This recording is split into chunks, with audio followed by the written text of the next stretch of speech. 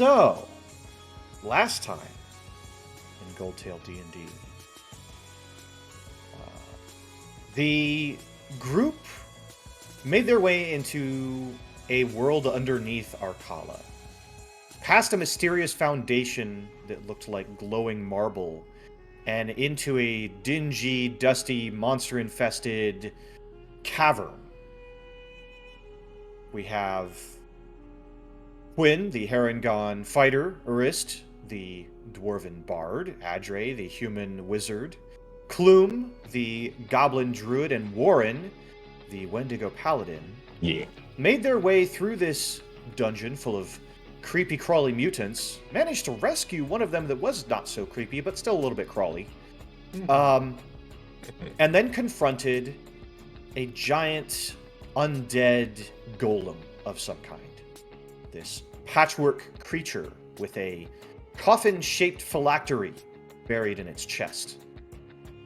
After defeating the phylactery and after Warren was swallowed, Warren found himself standing side by side with what he believed to be his deity, Raknal. The mysterious Raknal had Warren engrave its name into the destroyed phylactery. As you do. Over. Yeah, as you do. Raknal took over the body of the mysterious undead golem and barfed Warren back out. Barfed. As you do. Taking on like a big old hairball. Yeah, big old bone ball. God. Covered in undead digestive juices. Raknal then proceeded to introduce themselves and their quandary to the group, who reacted to some of the information in a variety of ways. According to Raknal, the Exiled One is coming to threaten Arcala and kill the gods. Has killed gods in the past and will do so again, if not stopped. So Raknal didn't really help much, but the crew made their way back outside the caverns, having to fight monsters on their way, even depleted of spells and passed without trace. But they managed to get back out. They managed to return to their homes in the city of Arcala. And that's where we begin, after a restful night's sleep. And leveling up. Excellent. And all sorts of things like that. Man, all right. Well, okay. So the last thing Warren remembers is that Rocky was apparently, well, according to Adre, pregnant. So God. He's gonna probably take it back down to Urst's dad. Oh man, this is gonna be great without Urst here. Audrey does enjoy messing with Warren. As you do. I mean, who doesn't want to mess with Warren? Yeah. Like, come on. So he is. He's like, no, excuse me. Yes. Man, Raknal's about to be in for a little show here. Okay, so you're asking Raknal about the rock. Yeah, we'll ask him about the rock. Okay. We'll start there. All right. So what do you say? What do you ask? You see, I found this very mysterious rock here, and well, it's I couldn't just leave it all out there on its own. It has to, I had to take care of it. And as you can see, I've taken quite good care of the little thing. However, yeah, I believe it's time for Rocky to get out there and join the adventure, as it were. Now, as you said before, the rock god. They can't exactly, he's very slow and everything. So, maybe this is part of his, like, one of his, messages to me or something like that. And I was wondering if you might know any information, like, what could I do here to get Rocky, going? I was told Rocky is pregnant. I don't really know what that means, but, I was wondering, I was told I can't make it into a weapon. And poor Rocky can't, is apparently very bad at slapping things. So I was wondering if there was something you might have any ideas of what I could do. Raknal is like, all right, so I'm out of here. So let me tell you something about DMing. All right, just for the chat's benefit. Yeah. I have to take what Warren just said and I have to send it through my own filter of information that I'm willing to give. Then I have to throw that through Racknall's filter of information that Racknall as a character knows. And then I have to figure out how Racknall will present that information given his personality. Okay, so there's a role-playing lasagna that I have to make every single time a character asks a question. Especially Normally, with Warren. that's not difficult when I already have an answer figured out, or when it's a simple thing, like you're going to ask a blacksmith for some armor, or you're going to ask, the police officer, what happened to in this murder or something like that. Like there's certain responses that are kind of canned, prepared in advance. There's no possible way for me to prepare anything in advance when it comes to Warren. As I do. Welcome to me. Welcome to the Fae. Racknall looks at Warren with his bird skull head, and beady, glowing eyes. Looks at the rock. Looks at Warren. And says, "Warren." Yes. Rock. Yes, the rock. Are you taking rocks on your quests? Well, you see, it's kind of a long story, so I'll try to keep it simple. Mostly so I don't get confused. But you see, I found this rock out there, and it was magic. It was magical in some kind of capacity. You see, and it was very lucky. I think it was Adre who found poor Rocky abandoned out in the wild all by itself.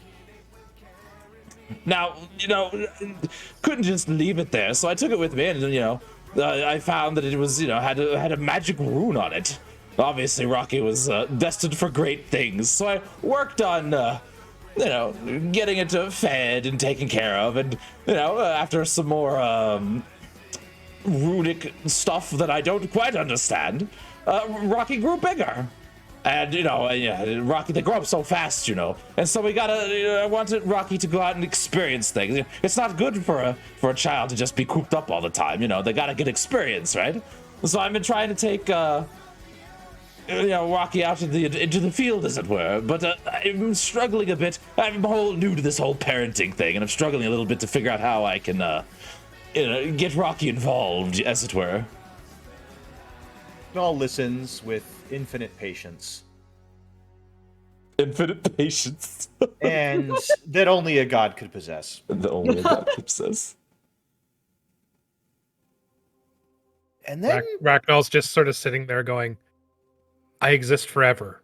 This is but a fleck of a moment in time. Yeah. Why does it feel so long?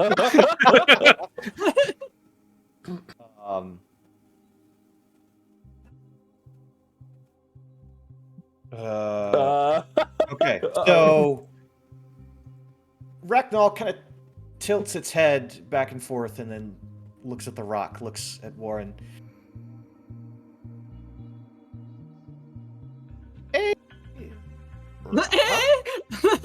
In this stage of its life, Oh my god.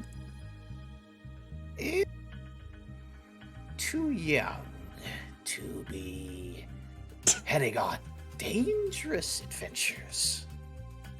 You should keep it safe and warm for a while longer.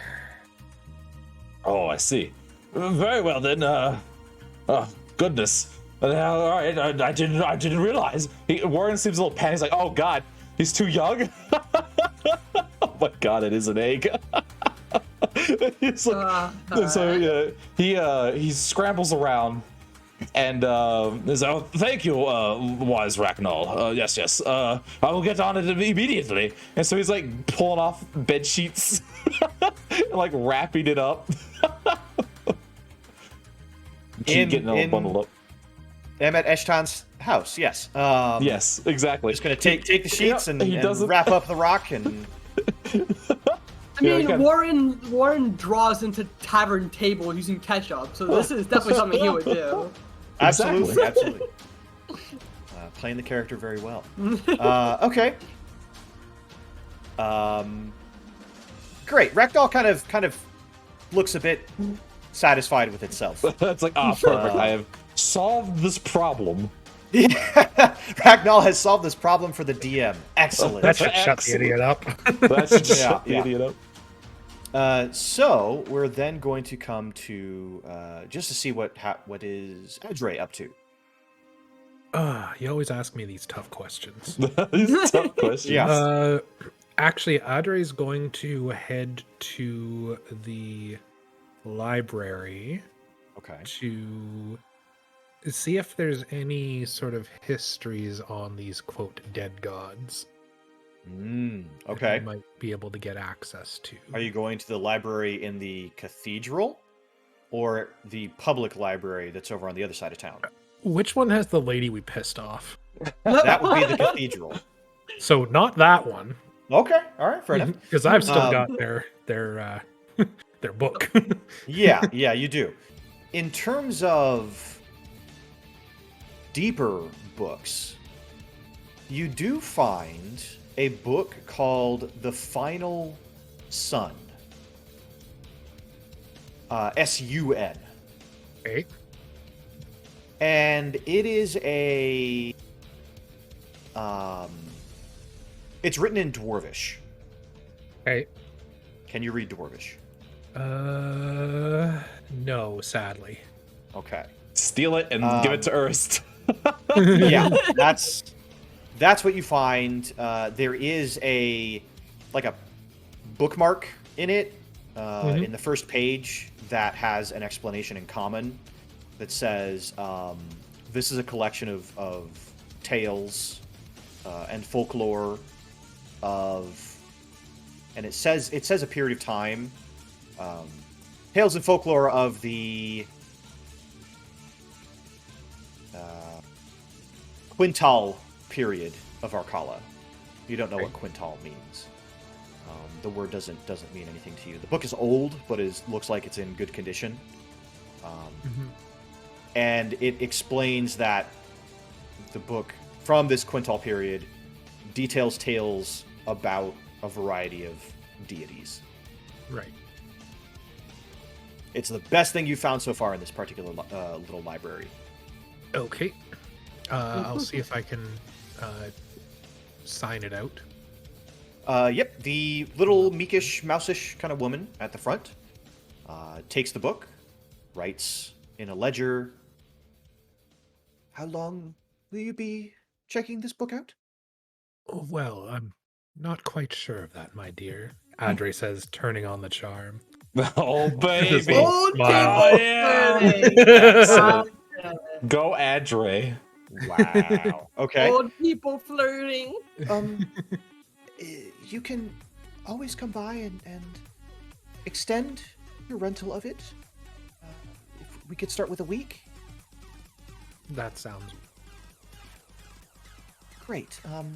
I just need your signature here, and a gold, and then your signature here, here, and here on this page.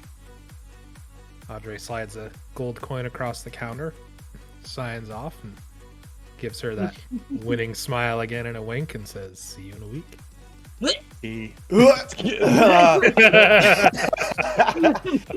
She smiles and gives a little wave. Thank you for coming. Now, he's keeping that other book that he stole at his place. It's Yes. like tucked under the mattress and stuff, so he doesn't have it on him. Mm-hmm. So he is going to head to the cathedral one now. You are heading to the cathedral. Okay. Ah, Miss Quoot. I do hope you are well. She tilts her head a little bit and opens her mouth as if she's about to bark an order, but then pauses when she hears a voice that she doesn't recognize, and then looks up and immediately narrows her eyes. It's one of you lot. Yeah, Adre's done nothing to her, I don't think. He literally has not. That she knows of. Yeah. As far as she knows, he's the reasonable one. What are you here for? Just looking to read some old books. As old man does. Yes. a little reminiscence of the old days. Well, as you can see, I'm quite busy. I don't have much time for old men and their fantasies. Oh, that's all right. I don't need attendance. Oh, you Just don't? looks around like, what's going on? She gestures to all of the books that are now behind lock and key. Due to a missing tome, Oh no. I've made sure that even our public books are now no longer accessible to the public. I'm sorry. Oh, that's terrible. Who would steal a book? Who would do that? Yes, including one of historical significance. You know, I don't know if a trading caravan was here recently. They might have. Someone may have taken it to sell. They aren't due yet for another month. They're likely sitting on. Well, if you hear anything, I would be most appreciative. As it stands, I would be the first to let you know.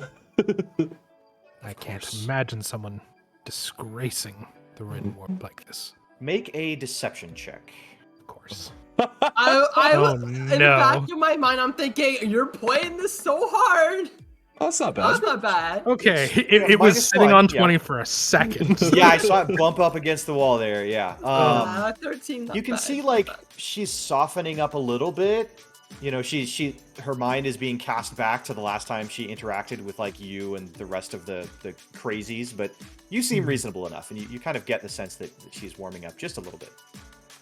Yes. Was there a particular kind of information that you were looking for? Oh, just... You know that big, bony creature that I unfortunately am associated with? Warren. Yes. He gives that tired nod of commiseration. Sure. Yes. Yes. Well, it seems that it's a little easier to keep him in check if I have stories of the gods to talk to him about. You know, distract him with something shiny from the past. Distracted with Then knowledge. I'm sure there's a children's book at the library that you can procure. Amazingly enough, and although I did not know he could do this, he has read them all. Make a deception. No, I'm kidding. There is no way she wouldn't believe that Warren read the Gain children's plus books. 10 as a circumstance except bonus that- and advantage. Yeah. Oh, that's perfect. God. She kind of, you can see she's rubbing her temple for a moment.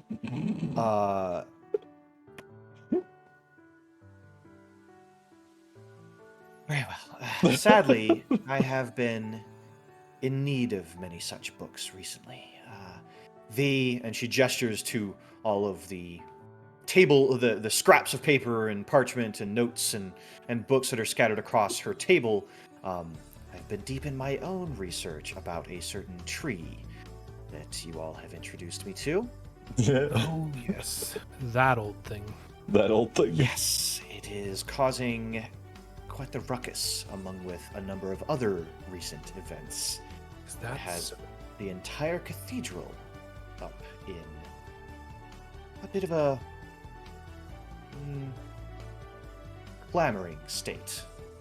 I did see that commotion. I haven't seen the cathedral that busy since the last charity drive. Neither have I. You didn't have anything to do with the mutants, did you? Mutants? Oh. Yes, the ones that the guards discovered and have been bringing to the cathedral all yesterday and today.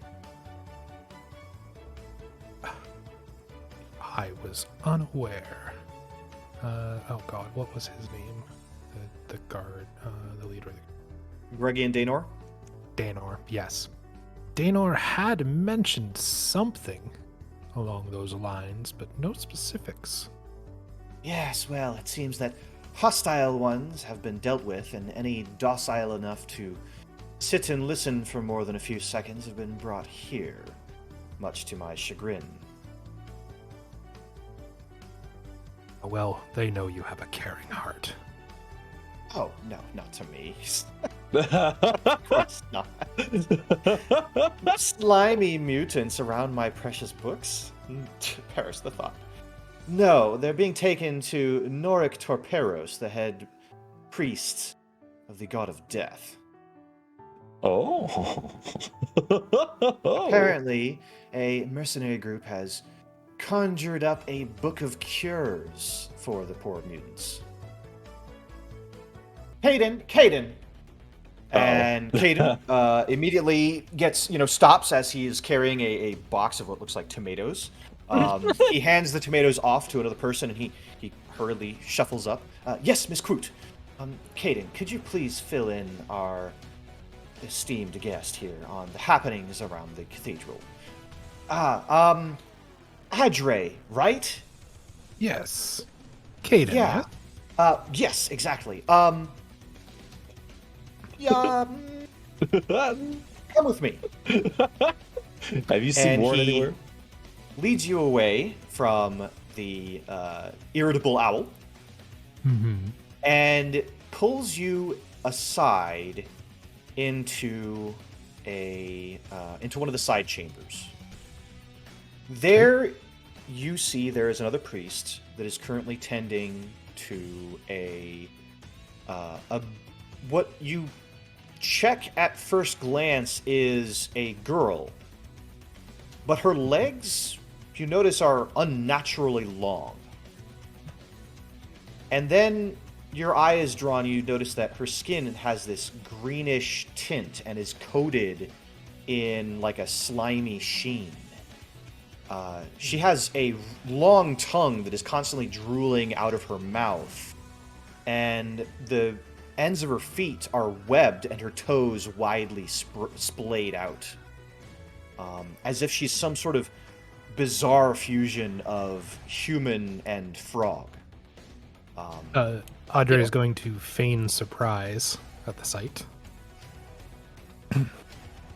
Hayden explains, a group, not unlike your own group, actually came by a few days ago and brought her into the cathedral. I got them an audience with Noric Torperos, and he got them to investigate Zaldosic's tower. I don't know how to put this, but things are moving very, very quickly.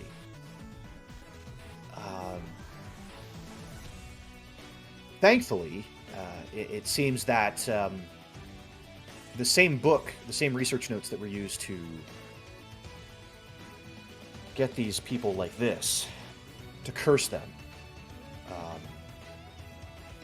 Great Priest Torperos is also working to find a cure out of those research notes.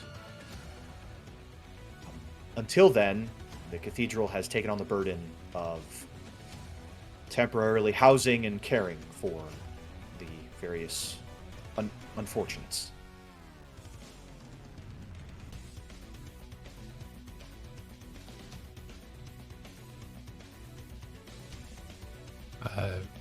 Audrey gives a sort of sad nod, and I'm going to guess that the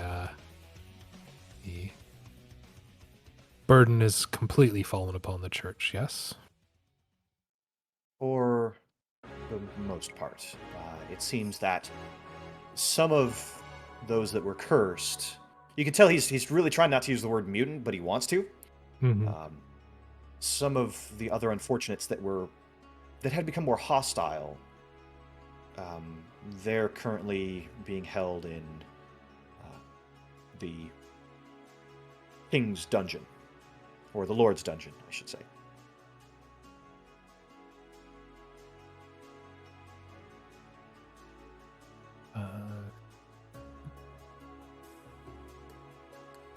He just sort of gives a sad, resigned shake of his head.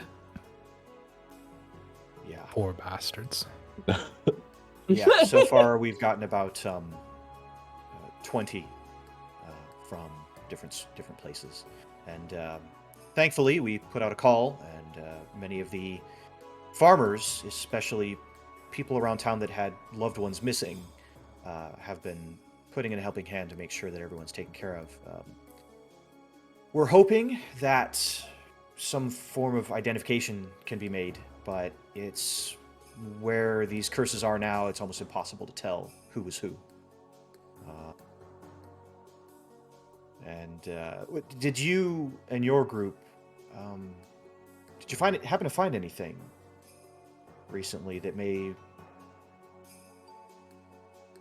help us out with this? Oh no, this is the first I'm hearing of all of this. Well, there was a mention in passing from the captain, but Yes, yeah, he's been buried under his own level of paperwork. Anyway, that's the long and short of it. I was hoping, since you have some magical talents, if you'd be willing to volunteer, maybe you could talk to Grand Priest Torperos, offer some of your wisdom. an old man like me, of course, it's all I have left to offer. That is refreshing to hear. And perhaps you could have a word with Miss Scoot and have her let me at the books a little. Yes, yeah. Once things calm down, I'm sure that she'll, come around. She's been really adamant about learning more about the tree outside. I did appreciate it. Yeah. Would you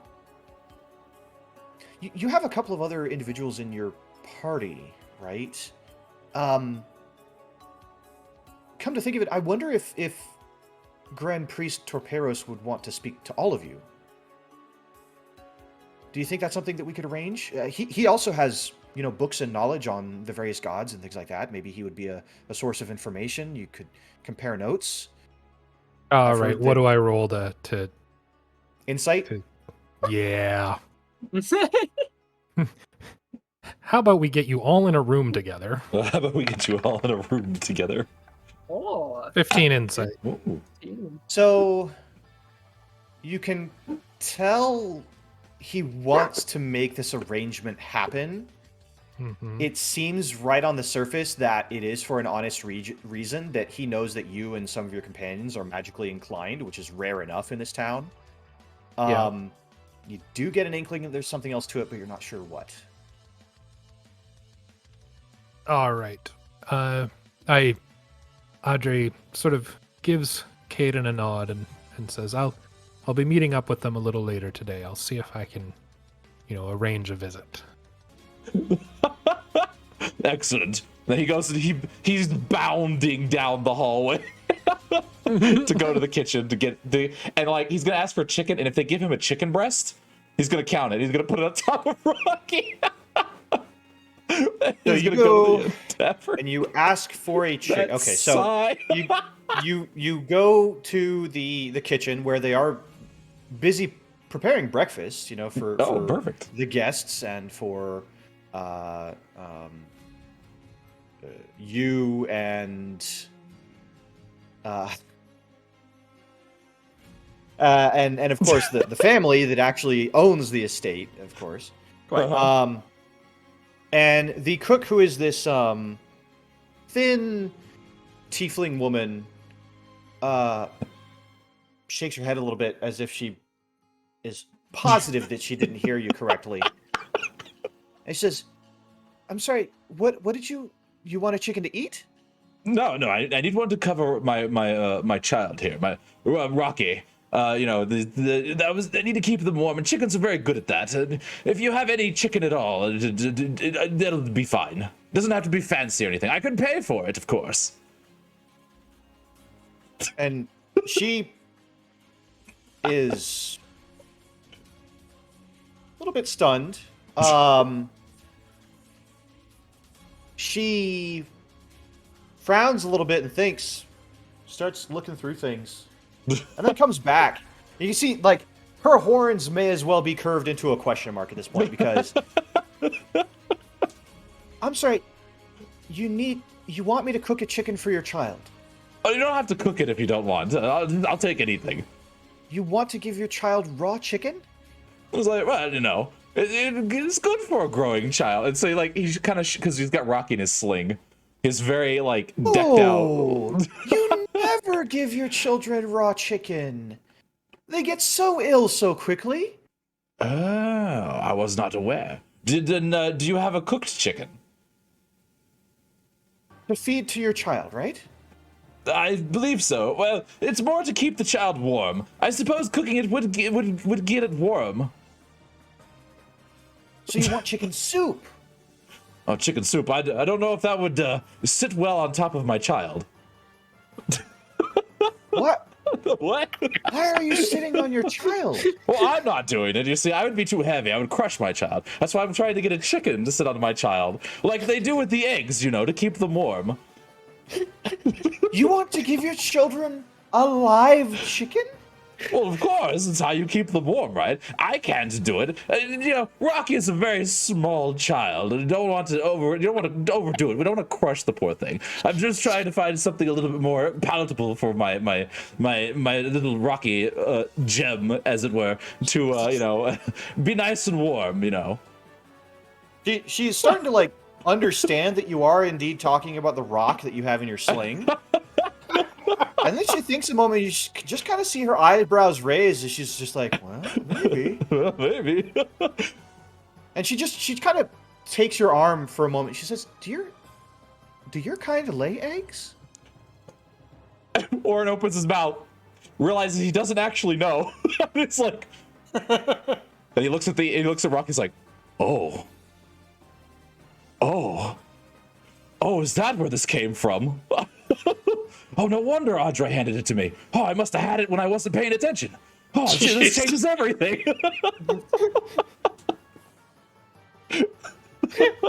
Riley, you gotta do something about this fucking rock, man. No, I am doing something about this fucking rock.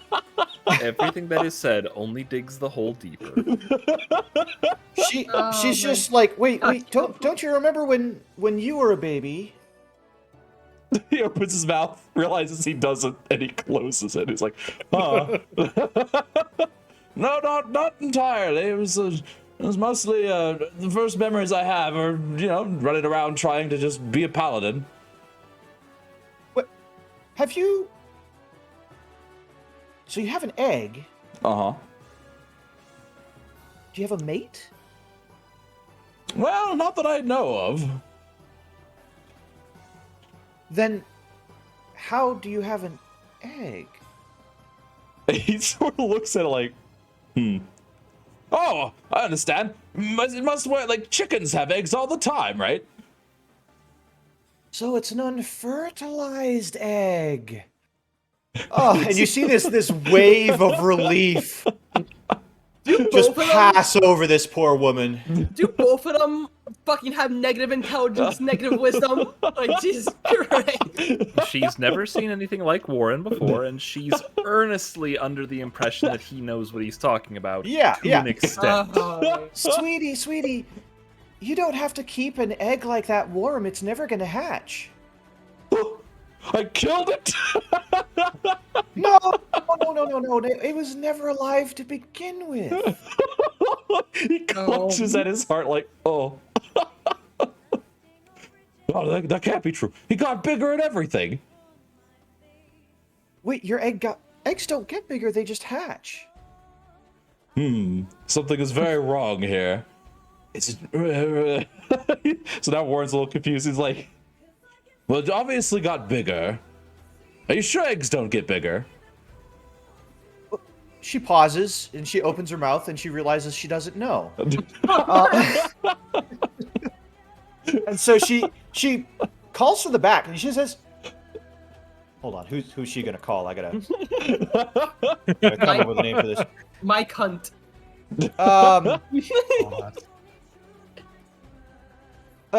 Sorth, are you back? Still busy? And yes, come back. And you see this hulking lizard man. Oh. He's so buff, he has to walk sideways through the door. Giga Chad. Deep brown scales from top to bottom. He has a single line of like green that just goes from the tip of his nose all the way down to the tip of a like short, thick tail. And he has a little bit of webbing like between his fingers, not all the way to the tip, but just like around kind of the base digits of each of the fingers.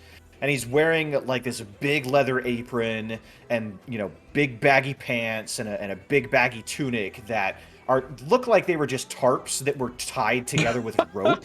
As you do. And he steps forward. Yes. And the woman says, Sorth, please, I apologize if this is sensitive. Do your kind's eggs grow? And you see Sorth with his like dark black eyes, his eyebrows like twist inwards, and he opens his mouth, realizes he doesn't know, Jesus fucking Christ. and he closes his mouth again. I was like, look, I'm sure I can figure it out later. I just need a chicken. I need a chicken will be fine. And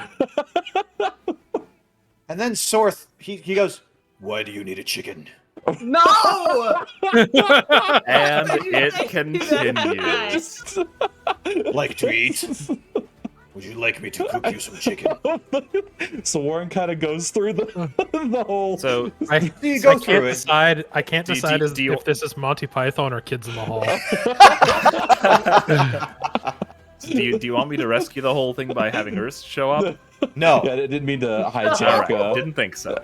So, Sorth, Don't take this from me. you go through the whole thing with Sorth, and then you see that there's another, a lizard woman, and she has the same coloration of scales, but is a female, and she's a bit on the short side, and just very kind of average looking, whereas Sorth is this massive man. She's just this little slender woman. You notice she has a little silver band around one finger. And she says, enough, I've heard enough. Who let this idiot inside the manor? Let me see the egg. I want to see the baby. Everyone's like, all right, just be gentle. So he carefully takes Rocky out of the cradle and hands it over. This She woman looks swallows at it, the rock. She swallows it, drops She it. says, just like lizards and eggs. How it's only there for a moment, then it's right. gone. This is wait. Wait. This is. She turns it over in her hand. This is not a healthy egg. Not healthy. Wait. And then Sorth looks at it and he's like, that's no egg. That's a rock. It's a rock. And the two women are like looking at it and they kind of like tap it and poke it and knock on it a little bit and they're like, oh yeah, it is a rock. Oh yes, this is a rock. Okay, so we have established that Rocky is a rock. But I still need to keep Rocky warm so that Rocky can grow up to be big and strong. Oh, okay. And so at that, you see this woman, this lizard woman, take Rocky and huck him into the fire. Oh! A bunch of embers just fly up. Embers fly everywhere, sparks going. The Rocky uppercut is That will keep him warm. So like, Warren runs up. He's like in panic mode. He's got his he wants to reach in and grab it, but he's like he doesn't really. Ragnall's just on his head, like, oh geez, you're getting awfully close to. Ragnall's been silent this entire time, just like nestled in, like looks like he's sleeping. Just looks more like a helmet ornament than anything else at this point. But do you go for it? Do you go for Rocky? It's like, are you sure this is safe? Not if you go in after it. I just didn't set him on fire. Does Rocky You look wanted like? to keep Rocky warm. Well, yeah, but it's a little extreme, don't you think? No, How long does he have to stay in there? I don't know. How long do you want to cook him? I don't want to cook him. I just want to keep him warm. Well, he will be warm now. Warren goes ahead. He reaches in and tries to grab the rock. Okay, make a dexterity check. This is that boy. build a man a fire, keep him warm for a day, set a man on fire, he'll be warm the rest of his life thing.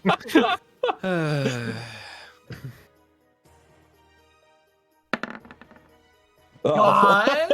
Okay. You take 3 points of burning damage, Excellent. but you do get Rocky back in your hands. Hot, obviously warmed up a little bit, but, eventually, you kind of handle the rock like a hot potato and get to a point where you can handle him comfortably. I mean, luckily, since he's been insulating the inside of the sling, it's now has insulating materials. That's true. Yeah. Yes. But then Warren may or may not be smart enough to stick it in the sling instead of holding it. That's the other part. Yes. I mean, he'll probably because he'll store it in the sling, and then he's like, "Okay, I've decided I don't need any help. Thank you for your time." He just kind of panically. Okay, have a nice day. Thank you. He power panic walks to the tavern. For simplicity's sake, let's skip over to Urist and have that conversation with her father, because I imagine afterwards you're going to the Axe and Boot as well. More than likely. Okay, so you go to meet with your father. Mm-hmm. He's sitting in his study, as he usually is. Mm-hmm. It looks like he is writing in a large ledger. Mm-hmm. What do you do? So, Ernst makes the usual entreaties in proper dwarvish fashion. Father, gotta talk. Daughter, yes. Oh my God. She makes her way in, has herself a seat, and keeping it in that formal dwarven manner to begin with, she just drops it on the table, basically. So, how much you want to know? I already know too much. Just too much. She nods. There's a very expressive glance that goes back and forth between them. Mm-hmm. Do we have to talk about plans? He sets his quill aside, turns to his daughter, steeples his fingers together. Big frown, tired frown. And he says, "There's more movement across Arcala than I'm used to seeing. She nods. None of it good." None of it's good. It's bad movement, I'm telling you. She shrugs. "Keep your nose clean. I dinna want to lose another offspring." She nods again.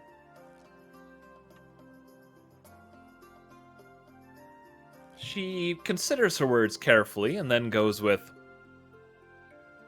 "There is change in the air, change in the streets, change in the stones. Aye. Things that are gonna be different, I expect."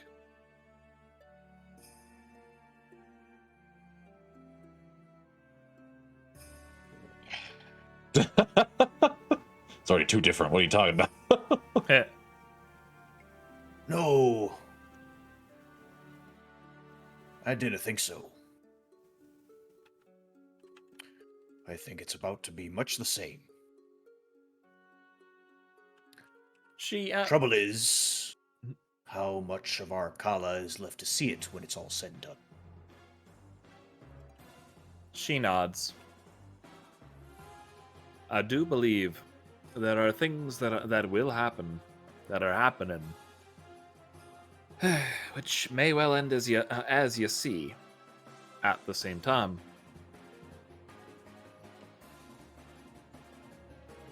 when things are moving and a shaking, it's never quite sure whether the stone that came off the top of the mountain is going to end up on the top of the pile. Aye. True enough. But we Ashtans always manage. She nods. Clan and family will Clan and definitely family. be all right. Aye. In fact, she leans in just a little. It's always possible that that other stones roll out, and we wind up a little higher. Maybe.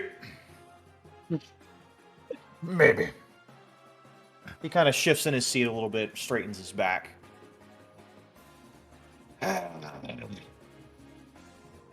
In the family tree, there was an Eshtan that ruled Arkala. She listens attentively. It was a short time. Right after the elves, right before the humans.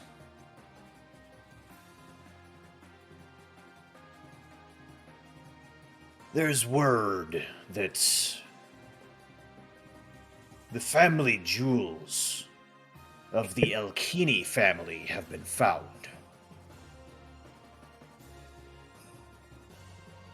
Fucking family jewels. Yes, you'll endure. Moving on. Moving on. The Queen's tiara. 500 years missing.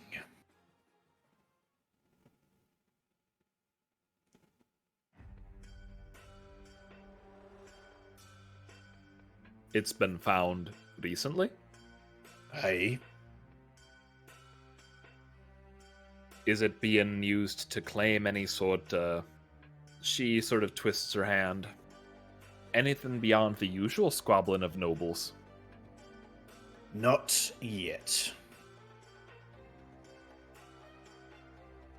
The Trouble is, nobody knows where it is.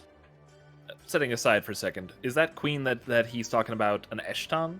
Was that the implication I was catching? No, so roll a history check. Okay.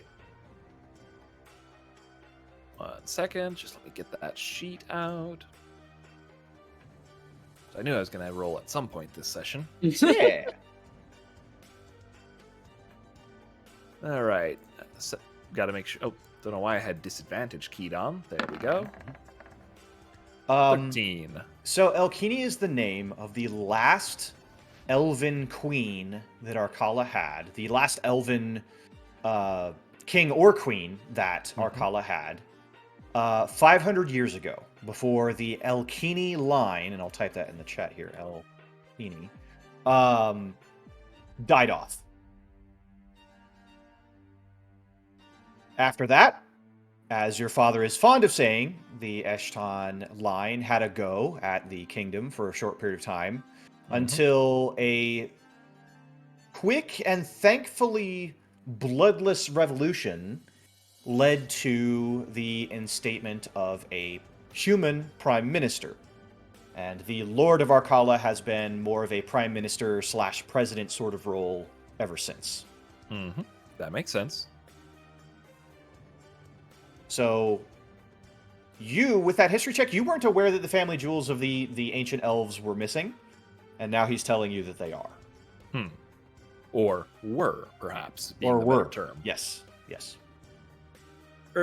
Erst crosses her arms.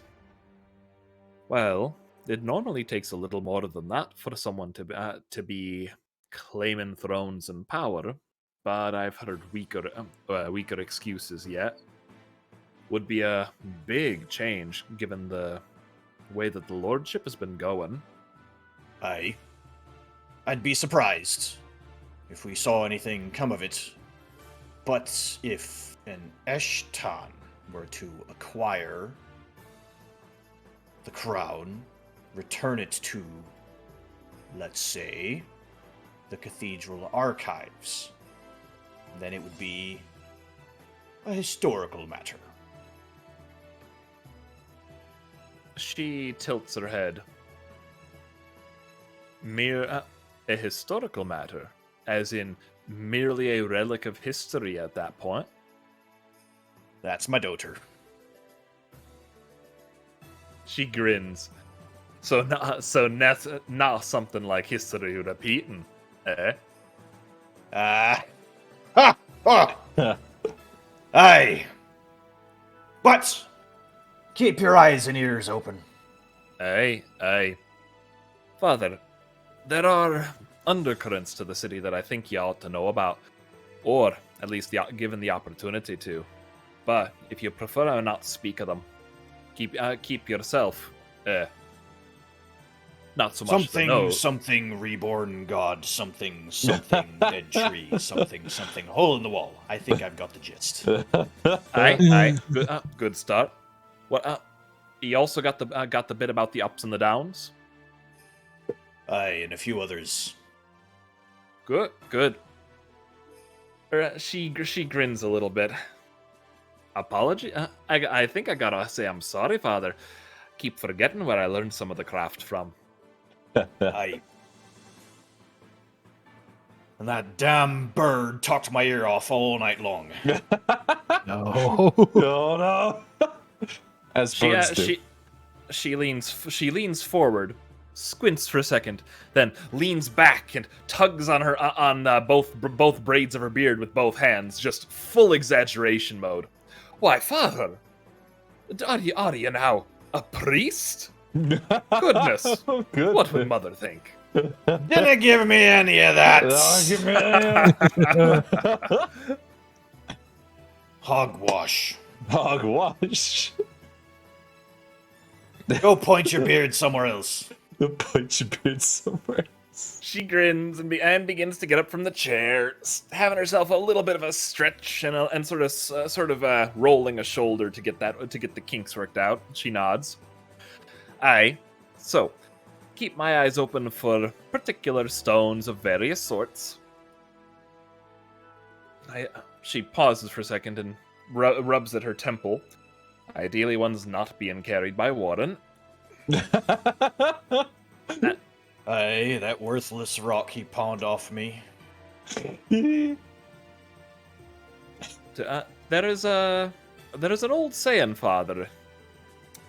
The world be a strange and magical place, and the line between madness and the dreams of magic isn't so wide.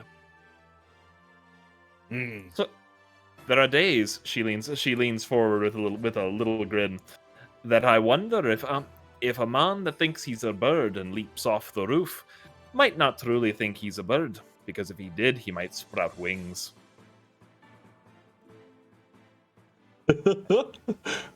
Then cite me the old poems. I was there when they were written. All No, right. you're trying my patience. All right. Off with me then. Aye. She nods, in agreement that they're on proper terms and understand each other, and she heads off to continue setting up the next domino. Okay, so Warren, he's gonna come in. He's gonna sit down. He's looking very he's like tapping his hoof on one of his hooves on the floor, in kind of in a panicky mode. He's nervous, looking around. His cradle and Rocky in the little satchel he's got, or the little sling he's got. And then he's going to, when Ifany comes by, he's like, "Oh, finally, someone's sane." Oh, okay. Now, I know we're gonna do this very carefully. All right. Do you have a chicken? Tiffany looks at you. Kind of, her face goes a little pale. Because she knows that whatever you're asking is not something she wants to hear. So she says, "Warren, why do you need a chicken?" He lets out distraught sigh. It's like, okay. I need a chicken to put on Rocky to keep him warm. Okay. Okay. Put Rocky on the table. Warren narrows his eyes and slowly puts Rocky on the table. Tiffany slaps it off the table. Bam. Sorry. Now, Tiffany is a fire Ganassi. Like, she could just firebolt this thing right here. But she goes into the back, actually exits the tavern, and goes to like another spot behind it.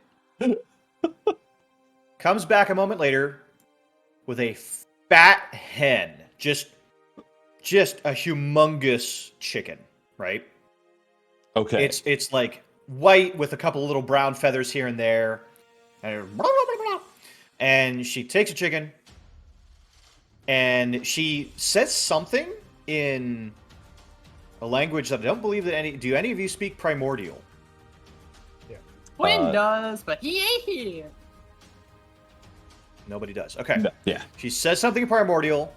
I do. And then places the chicken. Oh, you do. Oh. Okay.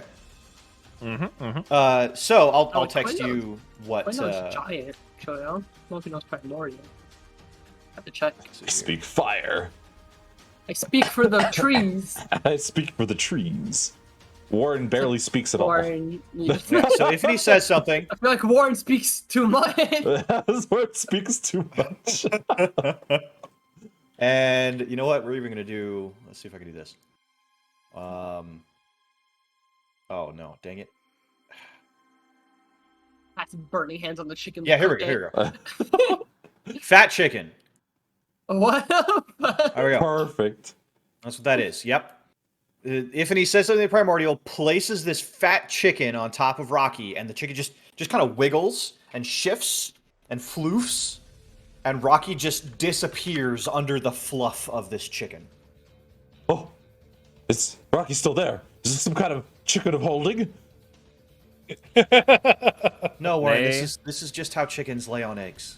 Oh, Yay. yay. All right. Oh, Now, if you promise not to hurt this chicken, I will leave her here as long as you're here. of course. Okay. So I can't take the chicken with me. No. Okay. When you take your rock, I put the chicken back. Oh, this Okay. is finally someone who's reasonable. Oh, it's so hard to find good chickens. So Ifany, what would I do without you? And he like pulls out 2 gold coins and just hands it over to Ifany. She smiles, takes the coins, and pockets them.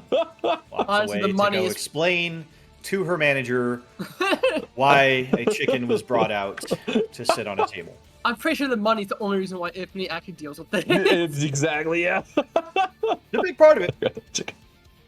Warren's one of those like people that like when they tip, they don't give a shit how much they're tipping. They just over tip all the time. Exactly. Yes, it's so now he looks way calmer.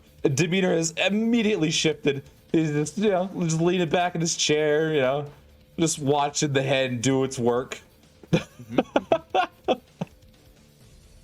So what do the other two of you do now that you have a chicken? Just kind of On the table. quietly. Audrey takes a drink from his mug and then sets it down calmly and says, "Well, I think the church wants us dead."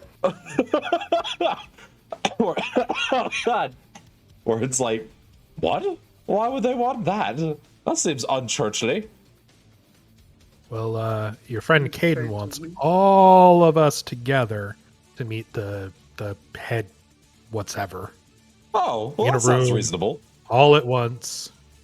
Made it very, very particular about wanting all of us. Oh, Cade's a trustworthy fellow. Don't worry, I'm sure it's nothing. I might have to pay a fine for saying a certain name, but I'll be fine. Audrey just kind of like glances over at Orst. Ernst steeples her fingers. Well, I don't believe you quite have a full grasp on exactly where you stand now. There is far more to this than you're given credit. And admittedly, you're preferring to see something of the light sides of it without anything else. You're technically a heretic now. What? In a well, that depends in part on how you define it, but the church as a whole No, probably. not how he defines it, how the church defines it. Or it doesn't count. She waves a hand in the air. I meant the word in general. Technically speaking, he's obeying the word of at least one, if not two gods. But the church isn't likely to look kindly on, well, all of what's going on. She leans in a little closer to Warren and carefully avoids angering the chicken in the process. Like Legend of Zelda The chicken, for her part, seems completely unimpressed by all of you. Not threatened at all. She's just vibing. She vibing. The Warren just pets the chicken every now and again. She continues to vibe. Excellent. I imagine like cat jam, but like chicken jam. Chicken jam. Just a chicken forever doing homework with headphones on. Yeah, Keep in mind, Warren, the church has gotten very, very used to doing the things in the way that they do the things. They are... She twists a hand in the air. If not set in their ways, at least decidedly and firmly in their traditions. They've got a rut, so to speak. And you, with what you've been doing, you're different. The things that we've got going on, some of them aren't bad, but some of them might be seen as a challenge to their power or authority. To say nothing of having a, she lowers her voice. Doesn't actively look around, but tries to not be too obvious about it. Especially given the gods more directly speaking. So he's... Oh. So Warren's like, oh, I see. Well, I'm sure if we just calmly explain to them that, I'm not in it for the power or anything like that. I mean, I'm sure it's just a big misunderstanding. I don't even know how we got there in the first place. It'll be fine. I just need to go, we'll just talk to him. It'll be fine. Just goes right over Warren's head, like how serious this is. It may be a bit... Yeah, I'm not to contradict what was just said out of character, but it may be a bit more serious than that. But we have a hand of cards to play. Oh, I wonder if... Oh, I must have had a fine... Oh, that's right. I think I may have accidentally damaged one of the farms once. I don't think I paid that fine. Oh, you're right. It is more serious. Oh, dang. I wonder if I have enough gold to... is there no. No, Warren. This is definitely still about what we've been talking about, not some other issue. Oh. So I just don't understand why the church would be so... I've only ever been helpful. And surely those powers that be is like, that's just how it works, right? You just get blessed by gods and go out and do things. Yes and no. What you know who has been mentioning has made certain things about all of that quite a bit clearer. And I believe I need to sit you down and discuss with you a little bit more about the nature of... She sort of just twists a hand. Religion. I do believe you know a solid thing or two about it, but I don't believe you've put it all together in order. So I could name all the gods. Aye, and that be a good thing. But do you know how they work? They sprinkle magic god powers onto you.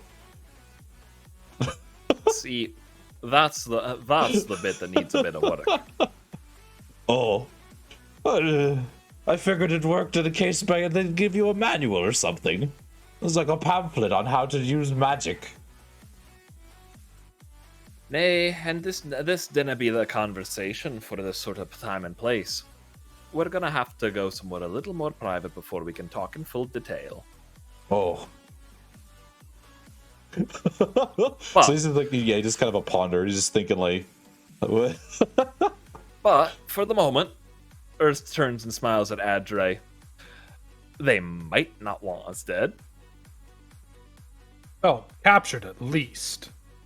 Aye, see? There are other options. There are other options. Erst turns back to Adre. They want a meeting, is it? Yep. Oh, before I forget, don't suppose either of you have heard anything about a set of the Queen's crown jewels? Not the present lords, that is, but the ancient Elven Queen. Roll history checks. Oh boy, if Warren knows anything, it's gonna be so stupid. Watch Warren get a nat 20 on this. Here it comes. Here it comes. Where are my skills? Oh, there we go. Okay, good. It's an int check, so he doesn't... 24. Dang. Jesus. Wow. Ah, perfect. There was an Elven Queen? A dirty one. Yeah, wow. Of all things. Nice. So, Adre, you are familiar with the lore of Arkala, the deeper history of it, where over 500 years ago, Arkala was ruled by a elven family known as the Elkini family, until ultimately they died off and were replaced by a kind of a people's republic sort of situation that eventually evolved into the government that we have now. Warren, you know none of this. as all is right with the world. All is right with the world. However, Adre, with that role, you do also know that a long time ago, the Queen's tomb was purportedly dug up. And the body and the crown and several precious gems were stolen from her tomb. Uh-oh. All right. And this was apparently shortly after her demise, so it would have been about 500 years ago. So, I do seem to recall a story from way back when, before even I was born, of the old Queen's tomb being raided.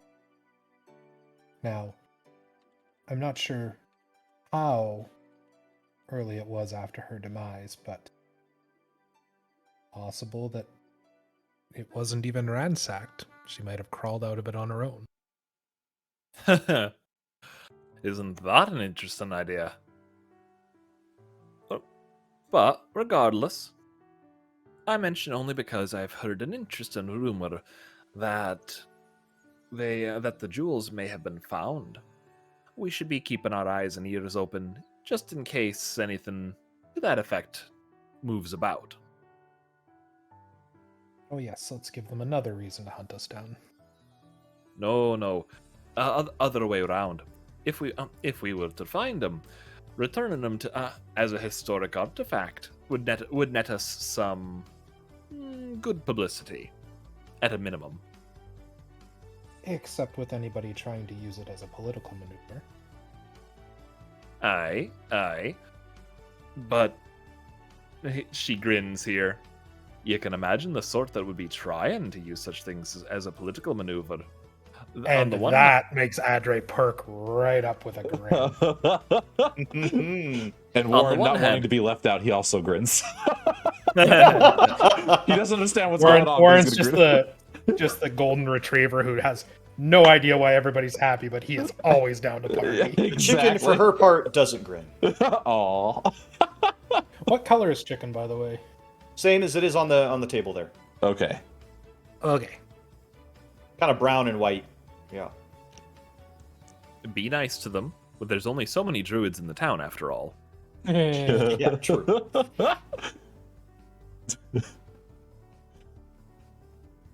Yeah, it'd just be like Ifany to bring us a druid to perform that. Just like, hey, can you turn it? Look, I'll split the tip with you 50-50. Yeah. Easiest gold you ever made. All you have to do is sit on a rock until they leave. And listen to a moron talk.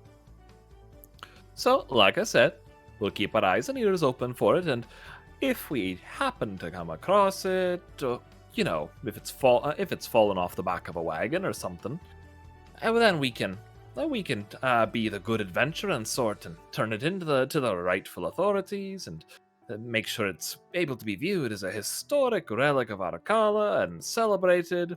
Get a little bit of irony in the Ashtons having returned the crown after taking it way back when, so to speak. She leans forward and briefly clarifies.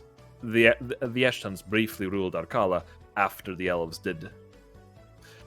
But Adre, this is something that even with that role, you did not know about without having heard it directly from Emmet Eshton. In your friendship with Urist, you've heard it from him, but otherwise had not actually read about it in the rest of your history studies. Okay. So Warren... But... Oh, sorry.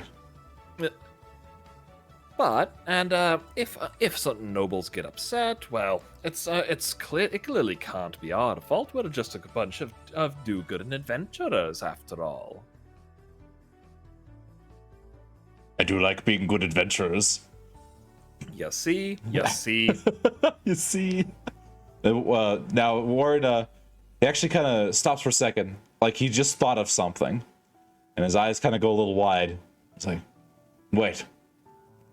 If the church wants us dealt with, he's very uncomfortable saying like killed, because like he believes in the church, but he's like, and he looks to his left, and looks to his right. Where are Clume and Quinn? Urs shrugs. I assume the one is making sure that their charge isn't running into any lanterns. And the other is probably making sure their charge isn't running into any lanterns. Oh. At that, Ifany kind of overhears a little bit of that and says, "Oh yeah, your mushroom friend. She was here earlier. Drank about 3 bottles of cheap ale and then left." Oh. All right, we may want to go check on her. Ifany takes the chicken back. And then Warren First finishes mulling over what she was thinking about and turns to Adre. There are phases of Penitent that don't involve drinking? What? I couldn't drink in front of Rocky. That was such a bad example. As he takes Rocky and carefully stuffs Rocky back into his little sling. Urs is exceptionally confused. for a change. Not all. Well, humans don't have the constitution that dwarves do. So no, we're not putting ale in their bottles. But then what do you feed them? Or it's like, wait, do you normally lies feed... mostly. Lies? Mostly. Urs crosses her arms and lets that settle in with the other facts she knows about humans. Warren's taking notes. Oh no. Oh no. In lieu of drinking, feed children lies. Wow, it just got really real really fast. Sit here and tell me I'm wrong. Okay, so you guys have a meal.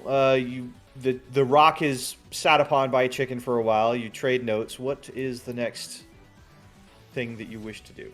We're gonna go check on the goblin. Yeah, we're gonna go make sure Clume hasn't drank themselves to death. Okay, so back to this little thing here. Because if nothing else, if they have, we're going to need to rehome the Moth Girl. Oh no. Yes. You come to Clume and Quinn's apartment. You compare the number on the door that's been painted across the door, and with what you know, and I assume you knock. But of course. Okay, Clume, you hear a knock, knock, knock. Does the door have a peephole? Yes, it does. Okay. Plume gets up, still on the floor. And she gets a stool that they have right next to the door and puts it in front of the door so she can get on and look through the peephole. And you see Warren's big face trying to peep in the other way, but realizes maybe that he can't. What are the point of these? I never understood. It's just like, why would someone want to put a hole in the door to see in? So, Clume... It's the reverse. Clume sees them and steps down, moves the stool to the side, and she kind of like gives her face a couple of light slaps and opens the door for them and says, hey guys. Someone's like, oh yes, hello, we were just checking in on you. By the by, I've been meaning to ask. He pulls out Rocky. Would you mind if I set Rocky next to... have you named your daughter yet? Bloom looks past Warren, and Andre and Ernest, and asks, y'all need something? Oh. It's important for children to make friends, you know.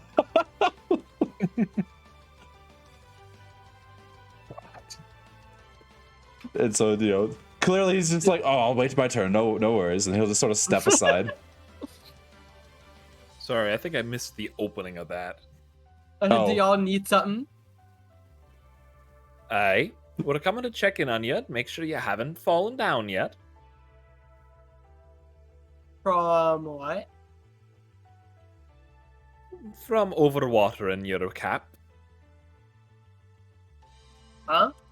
From getting from becoming more yeast than mushroom.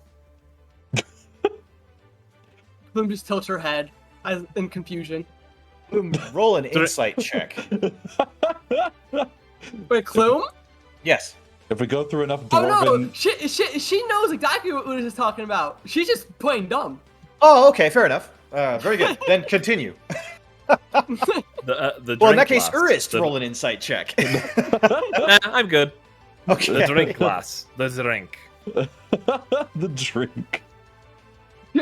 She looks to Moth Girl. Is I not supposed to give her water?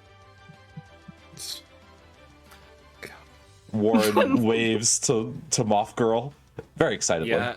Moth Girl has a little cup, and she lifts it at all of you, and she says in Elvish. What she's saying, Elvish, you cut off. We didn't hear you. She says, water! My god, she's adorable. Water indeed. Well, no, would Warren or literally anyone else know Elvish? Don't need to. Do I look like a tree to you? Like a tree. So is Clume the only one that knows Elvish? Clume then would tell him the translation. Good But to see she remains cute and in good spirits. I'm trying. Just had some stuff on my mind, that's all. And she walks back into... walks back into the apartment to sit on the chair and kind of beckons everyone that they could just come in. Aye. Motherhood's treating you all right then. Erst walks her way on in.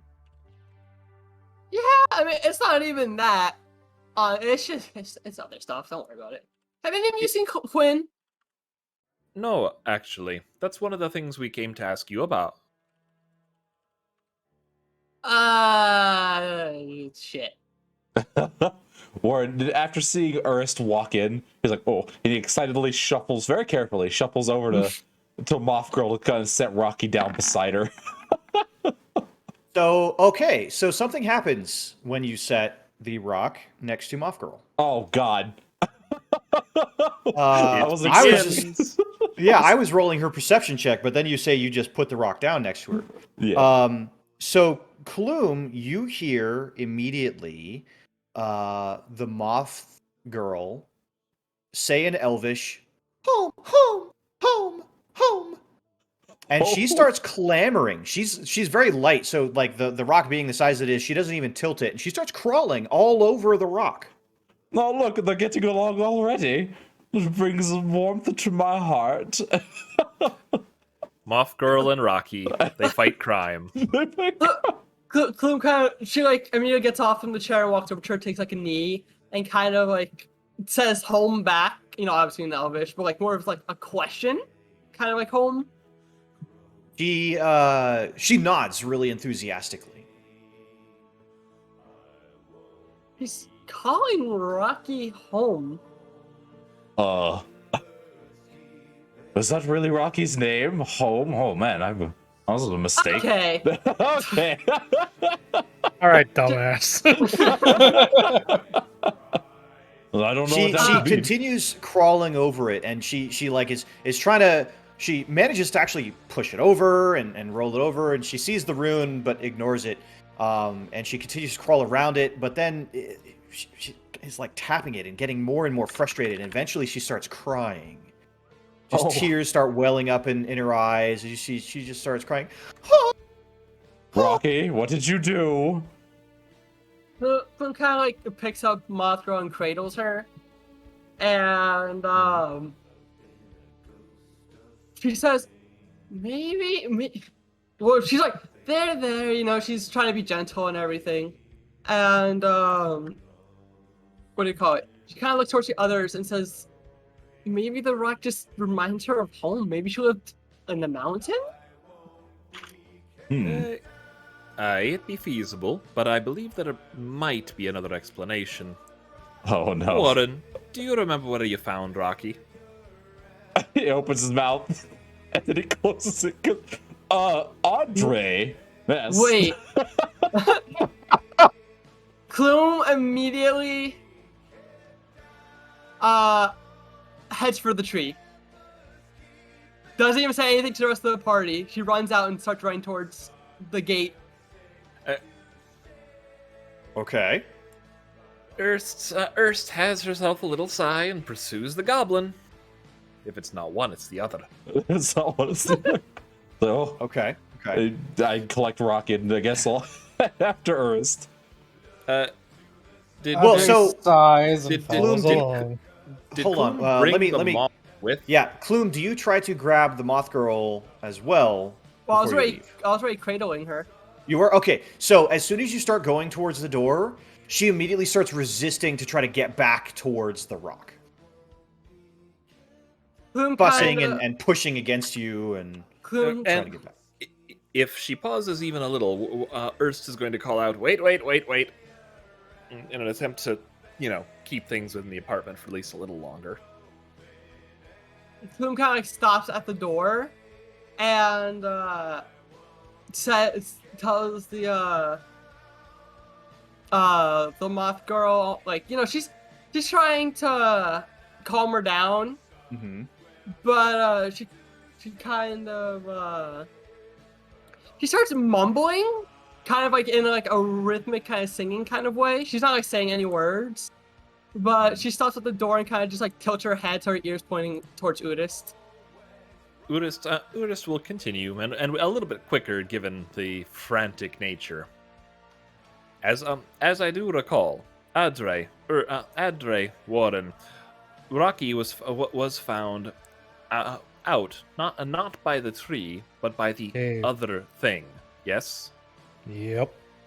that other thing is adjacent to the wall. The wall is made out of a special kind of stone. That special kind of stone no longer be what Rocky is. Not exactly.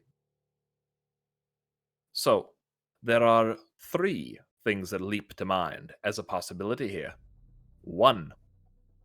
She's she gestures at the moth girl. She was familiar with it from that particular location. 2. She is familiar with it because of what is beneath, and the way that the beneath interacts with the. She twists a finger in the air, trying to say it without saying it. The stone. Or 3. She is from where the stone is originally from, and that would be much further north.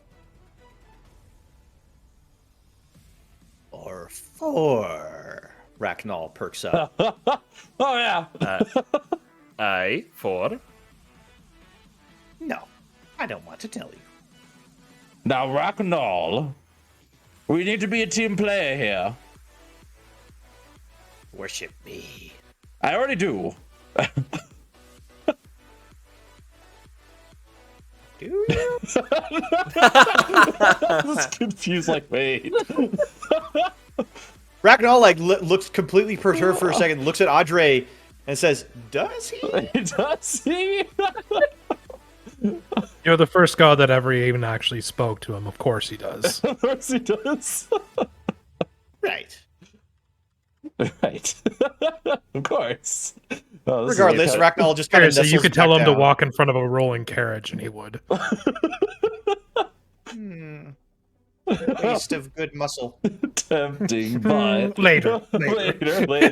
Later. Now, Racknall, if you're not going to help us, then I'll have to figure it out ourselves. Yes. Okay, then I posit you a question. If we're figuring it out ourselves, do you really want me thinking about it? I realize I'm, not the sharpest tool in the shed, and I annoy people sometimes, but... Racknall actually leans down and pecks at your head, but then you realize he's mimicking pecking because at the same time he's making a very hollow sound. Boom, boom. If you could think, I'd be surprised. Oh, were you blessing me with the knowledge? What? Oh dear. It is learning humor. It's learning humor.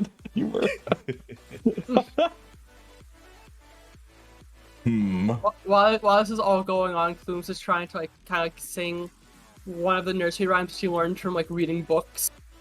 Towards That Moth does, Girl. yeah. Moth Girl slowly calms down a little bit, but you can tell she's still kind of leaning towards the rock.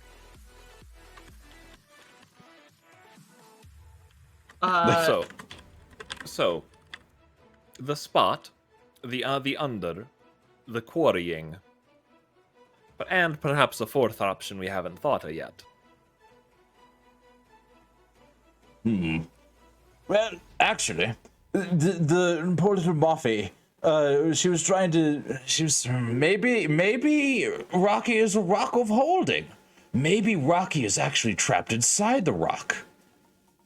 Maybe home is inside of Rocky all the time. So where are we checking first?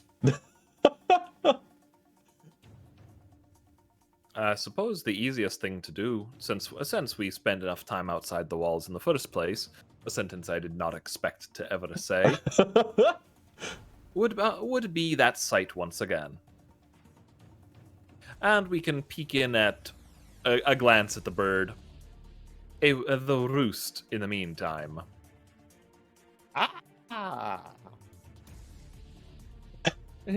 Clum kind of,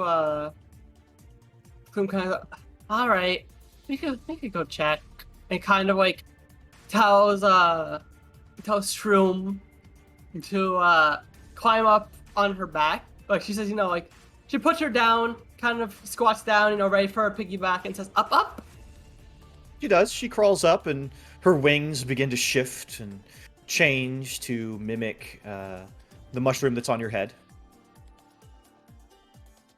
All right, let's go. All right, and off we trot. Okay. You guys make the path, which now almost feels routine, since you've made this path several times over the past week or so, up to the site of the tree. Mm-hmm. It continues to bloom. However, perhaps... Oh, yeah, right. Perhaps the disturbing part of the site here is that there are quite a few people there that have gathered around the outside of the tree's aura. Various villagers, different races, watching as their undead family members or compatriots or who knows what else, are actually just kind of milling about within the aura of the tree, healing. Zombies are looking fresh, almost alive. Skeletons are looking whole and hearty. Bones firm and clean white. And occasionally, a keeper will make a command, and they'll take one of the undead and back to take them back to the city. While other people seem to be on their knees, at least, with their hands clasped together, praying. Ragnall fluffs his feathers a bit and says, that is proper worship. Yeah, except I don't think they're using your name. Oh, they are. Listen. They definitely. Listen to them. And sure enough, as you approach, you can start hearing whispers, mutters, prayers that Ragnall will choose their family member to be brought back into the Keeper's service, or prayers that maybe when they pass they will not be raised again as undead, and so on and so forth.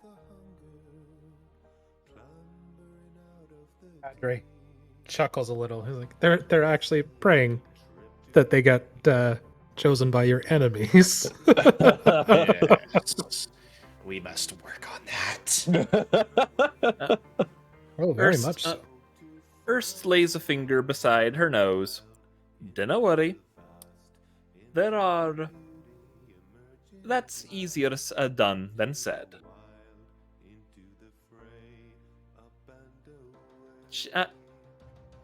Erst has herself a little chuckle.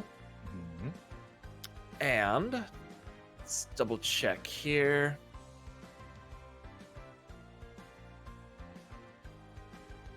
Checking his notes. All right. So, but I do believe that's best for the way back. They'll still be here. I'm almost sure of it. For Moth Girl's part, she does not seem intent. She doesn't seem to care about the tree. She doesn't care about the people. She's content that Warren has Rocky. And so you continue on your path, kind of understanding that, okay, well, this must not be it, right? You continue to the site where the great hero Spippin D. Winklebottom defeated a great beast in ages past. Here, once again, Moth Girl doesn't really react. You kind of show her the cave that goes underground.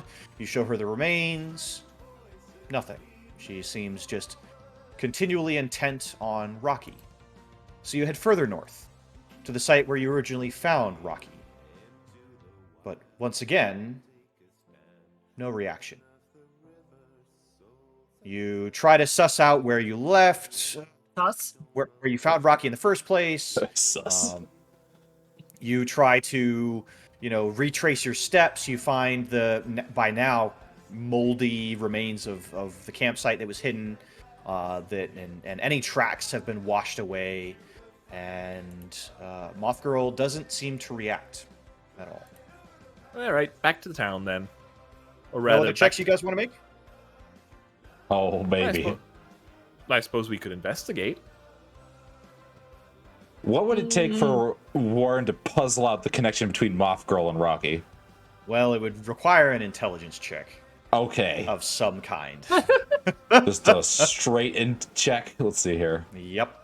Here we go. You'll get that nat 20 one of these days. One of these days. All right, Okay. You know what? That's double digits. I'm fucking That's proud. not bad. That's not bad. That's impressive. an Warren. 11. So steam begins to billow out of Warren's ears. No, I'm kidding. Goes Super Saiyan.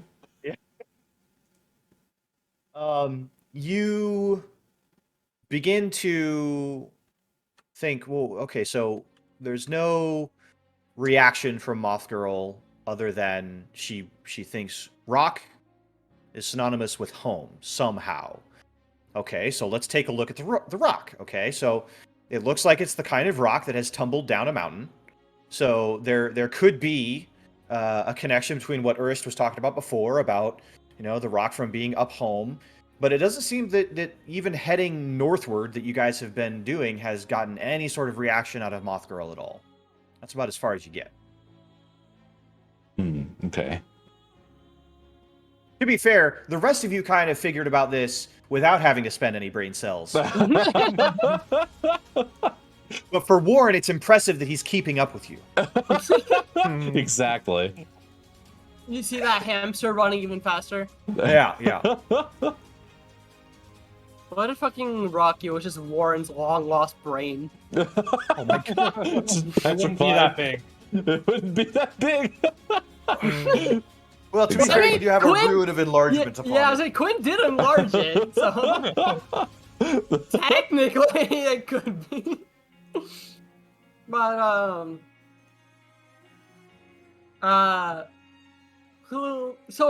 so we went to the site where we first found Rocky. Yes. We went to the exact area where we found Rocky originally. Yes. Okay. That is where you are now. Okay.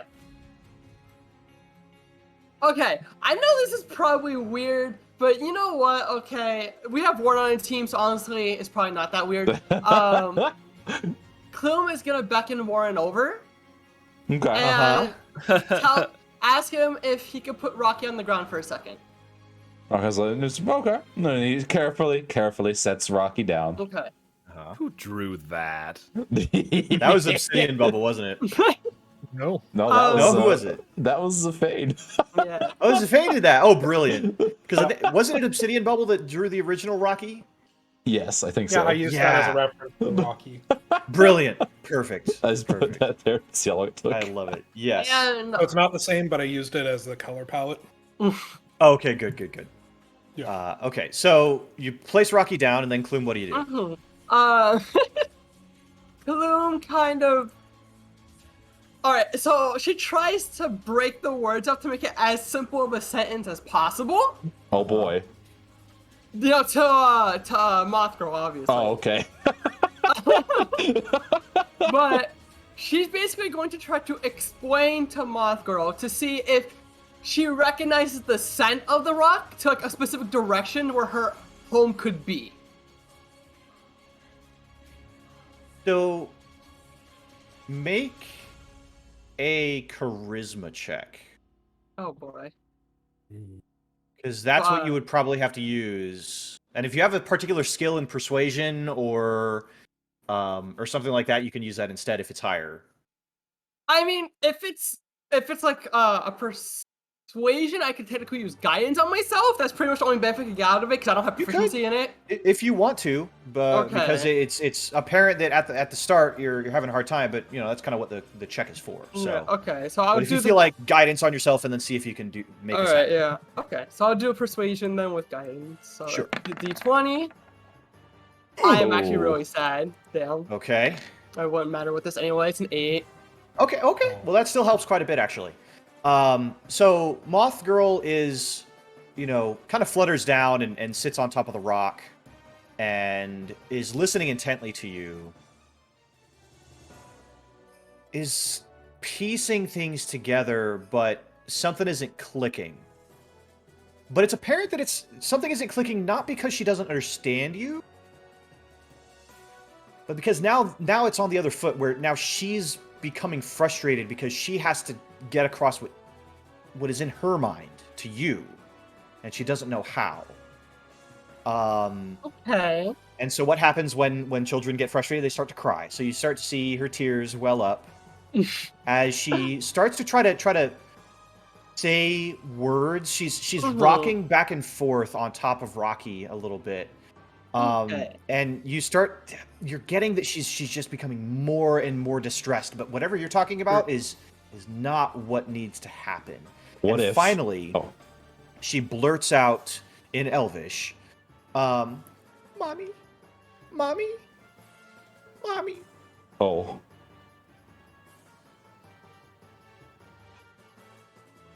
Well, that got sad. Clume Plume kind of walks scoots up because she's probably out like taking a knee. And kind of like gives her a hug, and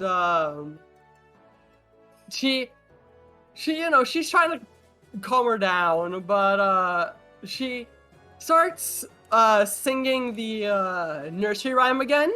Mhm. And as she's singing it, I don't know if you guys want me to sing it, but Up to you. okay, so just kind of imagine.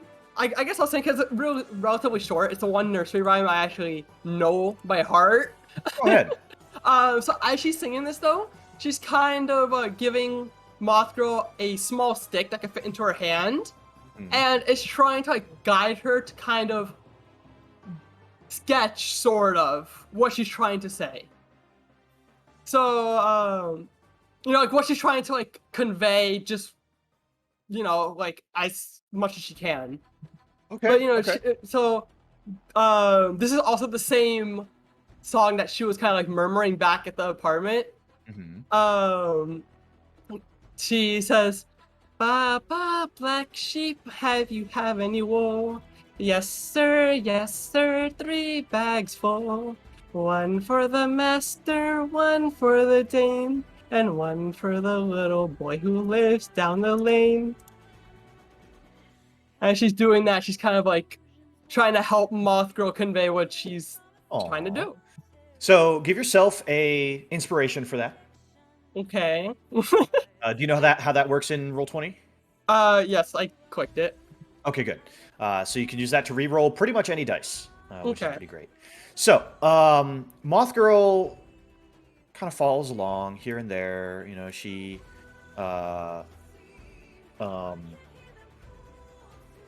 begins drawing something in the dirt. And first is a stick figure. Okay. Little smiley face she adds to it. And then she adds 2 big long ears to it. Then she draws another stick figure, smaller. And then she draws a circle connecting the 2 of them. And she points at Rocky, and she points at the circle, and she points at Rocky, and she points at the circle, and then she continues drawing. And then she draws a large rectangle in front of the 2 stick figures and apparently Rocky. And she says in Elvish, "Mommy," at the big stick figure, and at the door, "Home."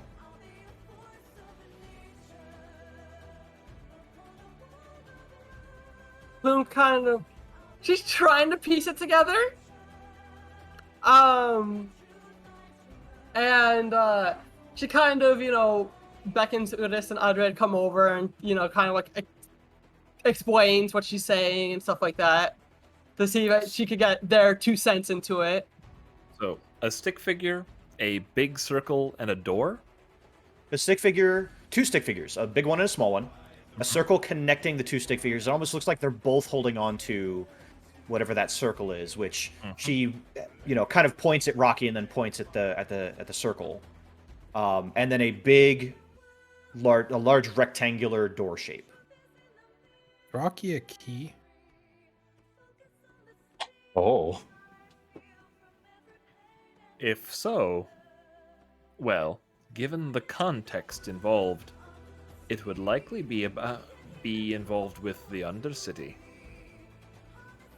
Bloom kind of looks at Rocky and kind of she says this in Elvish towards Mothgirl.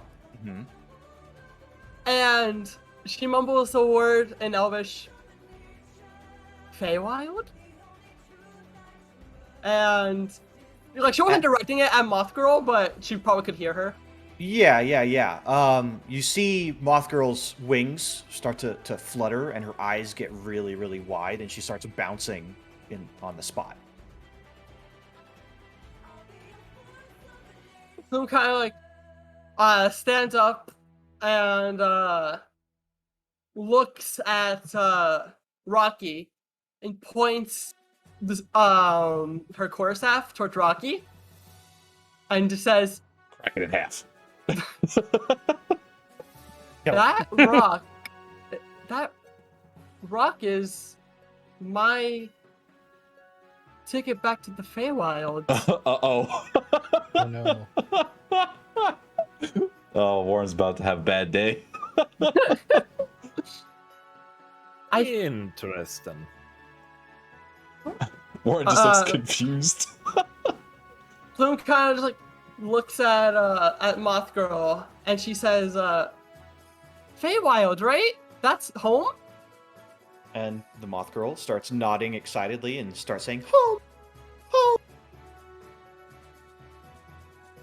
Oh, sugar, because I have a kid near me.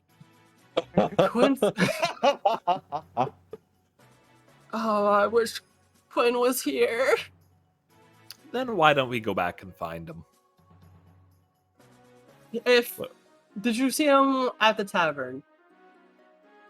No, not as we would have had. Did anybody go to... She paused for a second.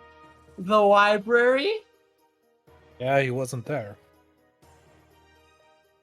Then we're not going to find him yet. He's busy. Just turning in the sketch. And maybe. Plume just says he's doing something. It's better if we don't bother him. Warren kneels down and starts petting Rocky. Like, a key to the... What were you saying? That's all very concerning. I wasn't ready for poor Rocky to have such responsibilities put upon him. Plume turns towards Plume turns to look at like everyone and says, I've never told you guys I'm not from here. It's like, Have I? oh, from one of the other cities then? That's exciting. No. Oh. I do believe hearing you and Quinn talking about something, but I don't think you've been specific. Well, she lifts her quarterstaff, kind of digs it into the ground a bit, and kind of like dusts off her hands. We'll leave it at that. And she kind of like gives like a little smile and says, "The world's better with a little bit of mystery." Grabs her staff and says, "Maybe there'll come a time when I'll explain everything to you." So what's next? Erst has herself a little scoff and leads the way back to town. First, we find that rabbit. Okay. Warren's gonna put Rocky back and follow along.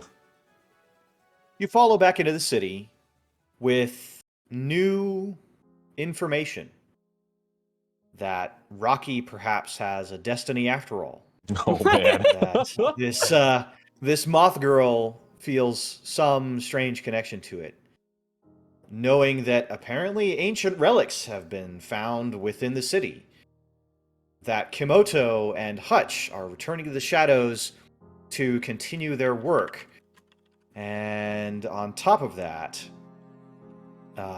that very many parties indeed are interested in your group. And unfortunately, that is where we have to leave off for tonight. Yeah. And before we